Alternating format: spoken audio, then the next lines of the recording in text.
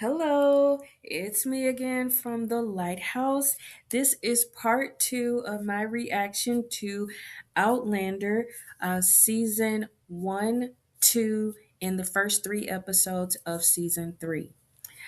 So we left off with season two, the first few episodes, and in that, Claire and Jamie are a married couple.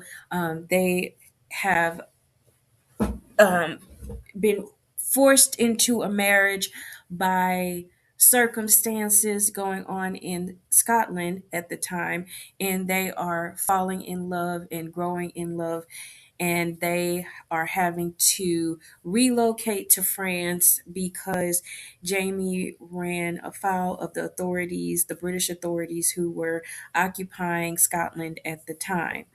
So now the setting is in France. It has to be near Paris because they are going back and forth to, well, it doesn't have to be near Paris, but it has to be near Versailles because they are going back and forth to the home of King Louis XV at Versailles. So that is the setting. So what we have is Jamie is now working in his cousin, or yeah, I think his cousin's wine business, and the coming to France, he and Claire are on a mission. She has, by this time, actually in season one, she was tried as a witch. Along with another character named Galis. I mentioned her before, that Galis was a um, supporter of the Jacobite rebellion. She was the secret lover of Dougal, who is the brother of the head of the Mackenzie Clan. So Galis and Claire are brought in on charges of witchcraft, and the trial is in season one. It is a complete sham. It is ridiculous. I mean, it was preposterous, and it's not out of, it's not insane because look at, even in modern times, you can see parallels to the hypocrisy, the ridiculousness of what happens in some courts. So they really got a raw, ugly, nasty deal. These two women, but Claire was saved. Jamie came to her rescue and was able to save her, but they were not able to get Galis out of the witch trial. But in the course of it, it was such a traumatic event for Claire, and Galis revealed something to Claire that gave her the impression that she might not be alone in experiencing this time travel or having this time travel experience. So when she and Jamie were at a safe location, again, this is in season one, she tells him that she's from the future, and she tells him some things that she knows is going to happen.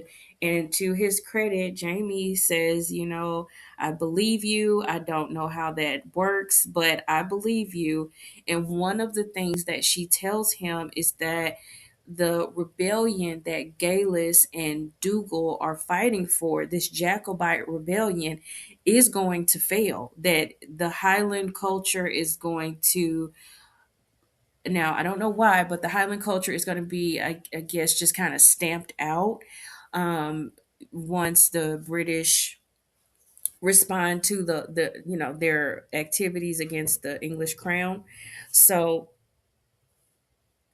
when they travel to France, what they concoct between the two of them is that perhaps we can change the course of history. We can make it so that this prince, he's the son. He's the prince is named Bonnie Prince Charles Stewart, and he was trying to get his father back on the throne. So he was in France. This prince was in France to gather support and money for his father to reclaim the throne of England. And to, from what I'm reading, very, very briefly, very cursory, is that, there was a Protestant king, and the Stuarts were wanting to return both England and Scotland to the kingdom under Catholicism under Prince Charles's father. So the prince is there advocating on behalf of his father in France, and Jamie and Claire have the idea that possibly if we can prevent the rebellion from escalating into this battle, it's called the Battle of Culloden. If we can prevent it from getting to this battle, we can prevent, that the Highlanders, which Claire was living around these people at this time. She'd been in the 17, they probably gave the timestamp of the year because they do that, but I can't remember at this point how long she'd been in this place. I mean, say a year or 2 years, that she'd been there with Jamie. And she'd been around them. She'd come to love them, their way of life. She loved Jamie, and she didn't want to see all of these people be destroyed, to be just wiped out, because she already knows from what she overheard. Frank, he's a history professor, so in the 1940s, her husband he's a history professor. He's studying his own history, and he's saying things that are coming back to her now, and she's remembering some of the dates that he's mentioned, some of the people that he has mentioned. And it's basically that this is not going to be a successful rebellion, and that in fact it is going to be like the last stand of the Highlander. And once the Highlanders are defeated, their way of life is going to be stamped out. They're not going to allow them to exist as this Highland culture. So they set out on an effort to have Jamie befriend Prince Charles Stuart, and try to understand his plans and see how they can thwart them. And so he's working on that, and then she gets bored because she's like, I'm at home all day, and I need to do something with myself. She's really like a 1945 woman who's been an active, like, war nurse. And it's just like, just sitting down in the house all day and eating petite fours is not gonna do for her. So she finds work at this monastery, where basically is kind of like the hospital of that area, and she meets this really neat mother, like nun. And she's learning some information at the hospital about how to treat people, and she's just feeling very useful and very happy. And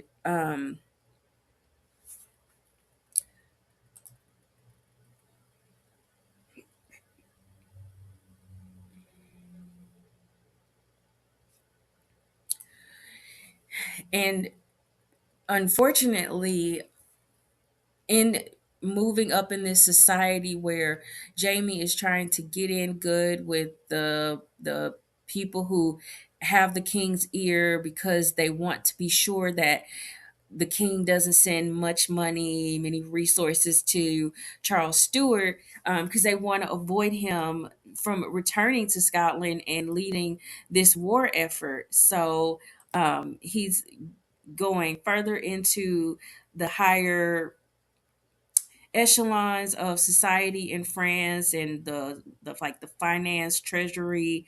I don't know if he's the minister of that, but just the one who is close to the king and can talk to him about supporting or lending his money to a cause.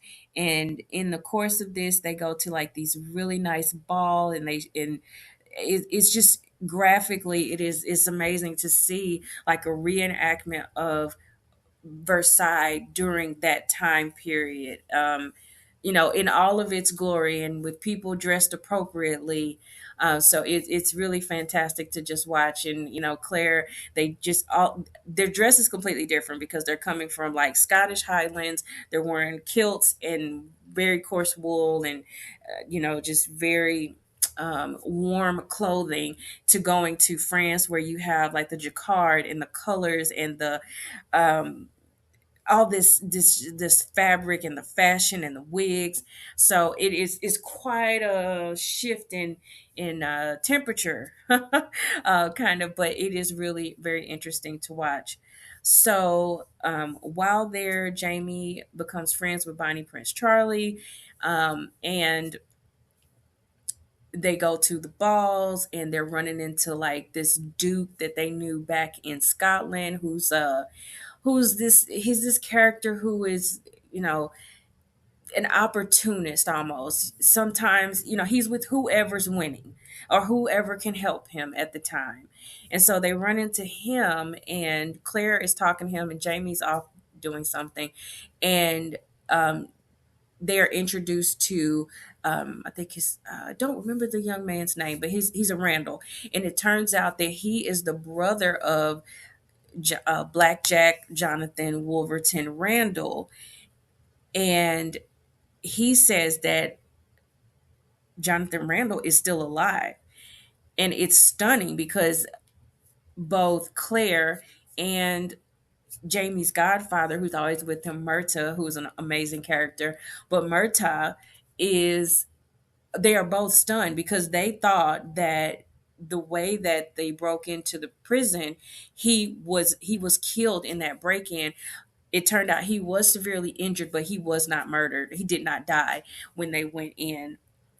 So um, she finds that out, and she tells Murtaugh, and they're both like, "We are not going to tell Jamie this because this is, this might set him on a course to try to go back to Scotland and avenge himself, but that's just going to be a death sentence for him." So they kind of, they're keeping the secret for right now. And I'm going to just break right here and talk about Murtaugh because he is an amazing character. He is like the gruff, rough uncle type person. He's actually Jamie's godfather, but he is just like the man who watches over Jamie. Like if something's happening, he is going to show up to make sure that Jamie is okay. He's like that person that disappears, and then when it is needed, he somehow just knows how to reappear, and he's there to make sure that Jamie is well. And in season one, there was this episode where Murtaugh and Claire got very close because Jamie was often on the run from the British authorities or from Jonathan Randall. And at this one particular time when he was on the run, they were trying to locate him, and Murtaugh's idea was, well, let him come to us. So basically, we just need to do something so that when we're out and about, doing whatever this thing is, it's going to bring attention to us, and then he'll find us.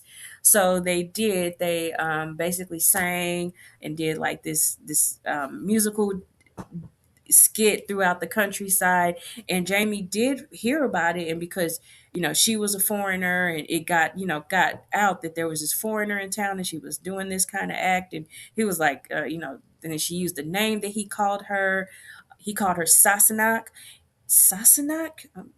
and I hope I'm saying that right.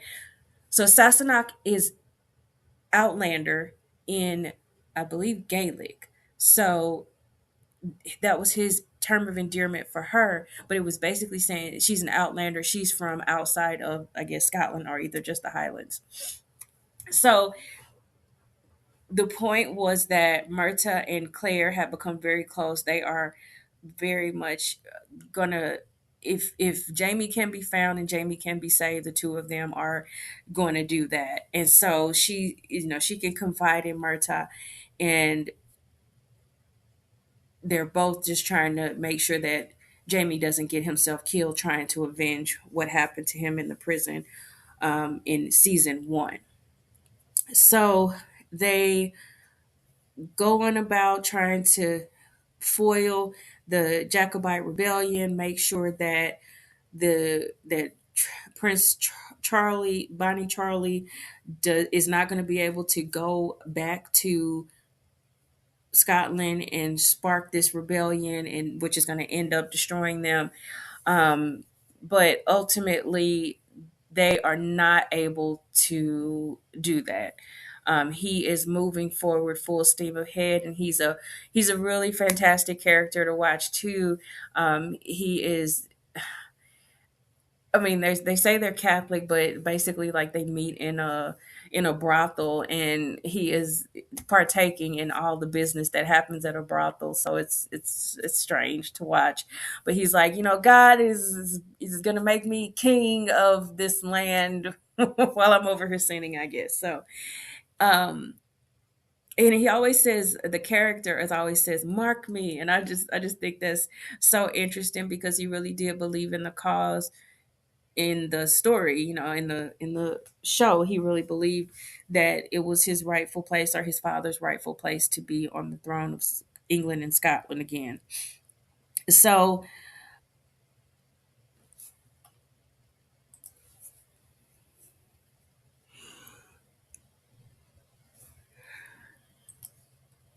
as I said, Jamie and Claire are in society. They're, going to the balls and to the picnics and the big festival type deals happening at Versailles, and they run into Jonathan Randall.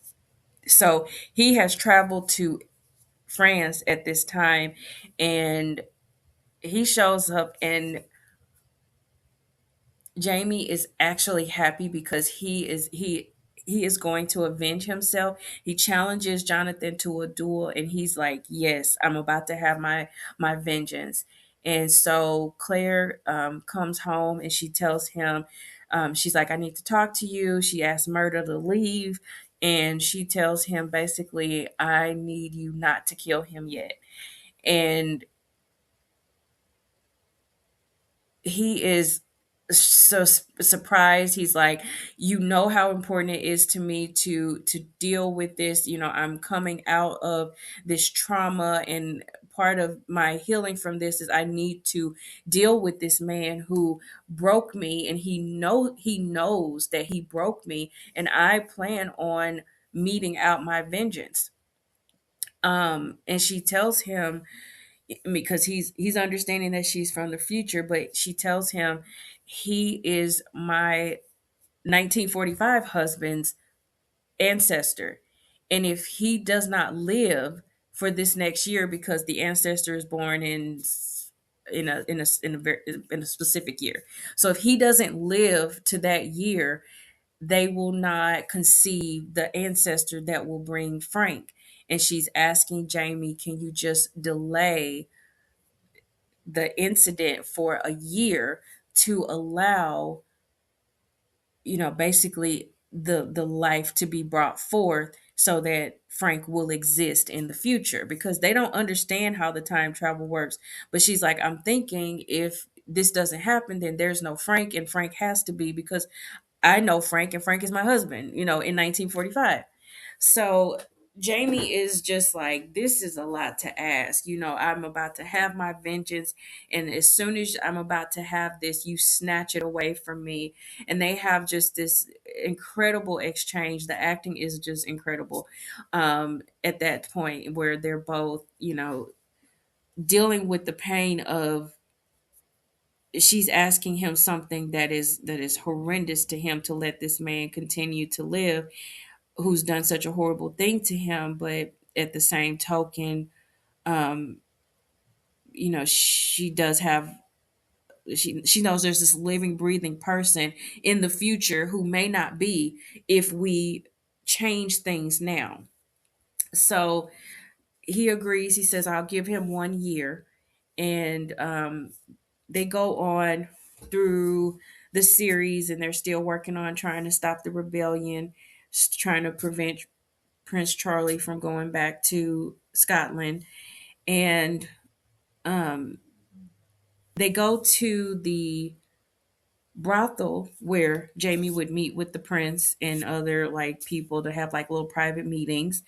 And while they're there, there's a young boy that Jamie has employed, Fergus, and Fergus is a pickpocket, and Jamie uses him to pick pockets of things that he needs to try to stop this rebellion.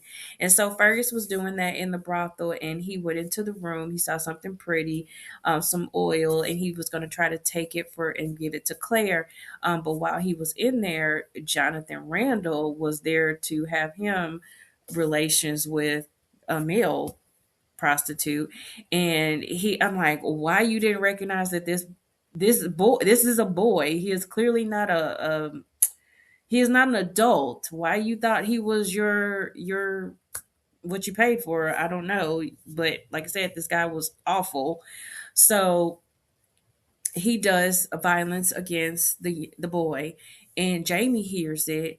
Jamie hears the boy screaming out, and so he comes to rescue, to see what's going on, and he sees that it's Jonathan Randall, and he is just inflamed, and he's like, "Okay, we're gonna duel." And they go to the dueling place, and some kind of way Claire hears about it. Now by this time she is like really late into her pregnancy, and she is trying to get to Jamie because they've agreed it's not been a year yet. Frank Randall's ancestor has not been conceived yet, and she's like, I have got to get to him because our agreement was 1 year, or my husband's not going to exist. And she's going back, she's trying to get to him, and they're in the heat of it, they're in the thick of it, and it's like they can't stop. Well, she doesn't want to say anything because she would distract either one of them, and then it's like one of my husbands is going to die. It could be Jamie in real time, or it could be Frank in the future.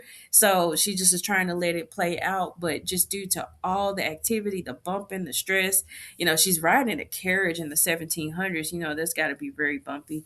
And so all of that was going on. She miscarries. So she's taken to the monastery where the nurses, they take care of her. They, notify her, the baby was stillborn, and she, has to deal with that. And then she gets the fever because, it's 1700s. They, in the story, they are not aware that you have to remove the placenta. And so she was getting sick because all of the afterbirth hadn't come out. And then she has this friend, um, Raymond.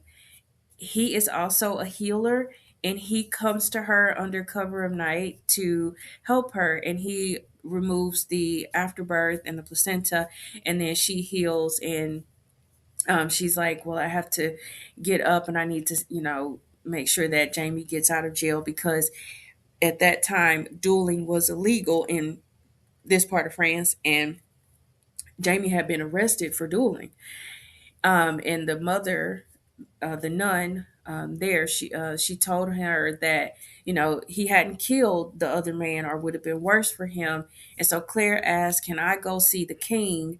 And in that way, um, I can plead for my husband's life. The nun is like a god something to, like, god family to the king's family. So she said, I can make the arrangement, but the king may ask something of you that you don't want to give. But she's like I said, she is going to do whatever she can to save Jamie, and she is like, okay, I'll take my chances. So she goes to Versailles, she meets with the king, and the king is trying to stamp out witchcraft in France. And so he takes her into this secret room of, like, it really looks very metaphysical, kind of like astrological, or like they do like rituals in this area.